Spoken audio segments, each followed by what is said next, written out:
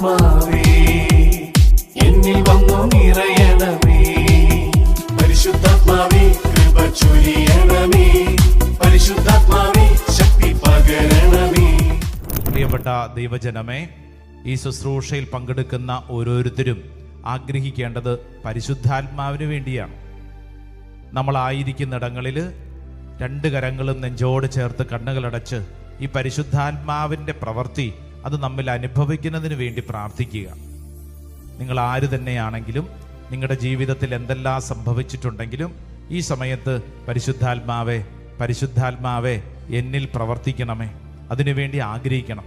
പരിശുദ്ധാത്മാവിന് വേണ്ടി ആഗ്രഹിക്കണം. നമ്മൾ നേരത്തെ പഠിച്ചതുപോലെ ജോൺ ബോൾ രണ്ടാമൻ മാർപ്പാപ്പ പ്രാർത്ഥിച്ചതുപോലെ പരിശുദ്ധാത്മാവേ വരണമേ, പരിശുദ്ധാത്മാവ് വരണമേ.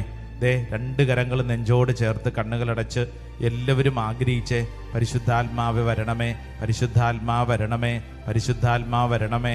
എല്ലാവരും ആഗ്രഹിച്ചേ, പരിശുദ്ധാത്മാവിന് വേണ്ടി ആഗ്രഹിക്കണം. നമ്മളിൽ പലരും ക്ഷീണിച്ചവരാണ്. നമ്മളിൽ പലരും ആകുലപ്പെട്ടും ഭയപ്പെട്ടും അസ്വസ്ഥതയിലുമാണ്. ഇതാ അപ്പസ്തോല പ്രവർത്തനം 1:8 പറയുന്നു, എന്നാൽ പരിശുദ്ധാത്മാവ് നിങ്ങളുടെ മേൽ വന്നു കഴിയുമ്പോൾ നിങ്ങൾ ശക്തി പ്രാപിക്കും. ശക്തി പ്രാപിക്കും. പരിശുദ്ധാത്മാവ് ശക്തിയാണ്. നിന്റെ ജീവിതത്തിൽ മുന്നോട്ട് നയിക്കാൻ നിനക്ക് കൃപ നൽകുന്നത് ഈ പരിശുദ്ധാത്മാവാണ്. ഓ പരിശുദ്ധാത്മാവേ, ഓ പരിശുദ്ധാത്മാവേ, ഈ ശുശ്രൂഷ സമയത്ത് ആഗ്രഹിക്കുന്നു, പരിശുദ്ധാത്മാവേ എൻ്റെ ഉള്ളിൽ നിറയണം. പരിശുദ്ധാത്മാവേ എനിക്ക് ശക്തി വേണം, പ്രാർത്ഥനാ വരം വേണം. എൻ്റെ ചിന്തകളെ പരിശുദ്ധാത്മാവെ ക്രമീകരിക്കണം.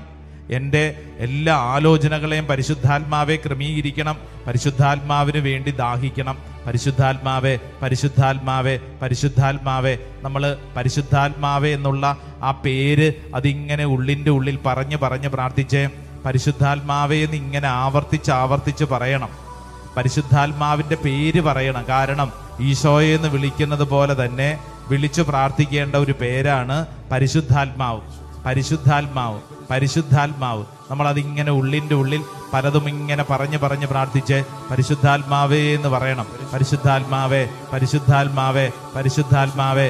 നമ്മളിങ്ങനെ പറഞ്ഞുകൊണ്ടിരിക്കുമ്പോൾ തന്നെ നമ്മുടെ സ്വഭാവത്തിൽ പരിശുദ്ധാത്മാവ് അതിശക്തമായിട്ട് ഇടപെടാൻ തുടങ്ങും.